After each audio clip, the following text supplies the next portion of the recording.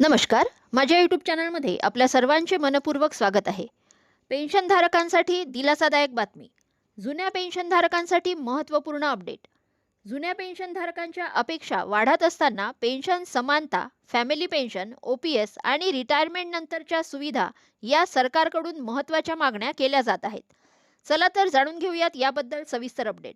त्यापूर्वी चॅनलला पहिल्यांदा भेट देत असाल तर लाईक करायला विसरू नका, सबस्क्राईब करायला विसरू नका, नवीन नवीन अपडेटसाठी बेल आयकनला प्रेस करायला विसरू नका आणि माहिती आवडल्यास आपल्या सहकारी मित्रांना शेअर करायला देखील विसरू नका.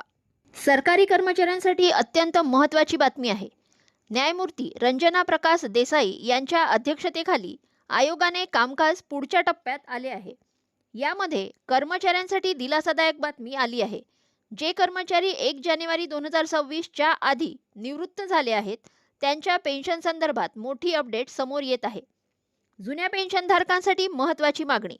1 जानेवारी 2026 आधी रिटायर्ड झालेल्या सरकारी कर्मचाऱ्यांच्या पेन्शन आणि फॅमिली पेन्शनमध्ये सुधारणा करावी, अशी मागणी पेन्शन संघटनांकडून करण्यात येत आहे.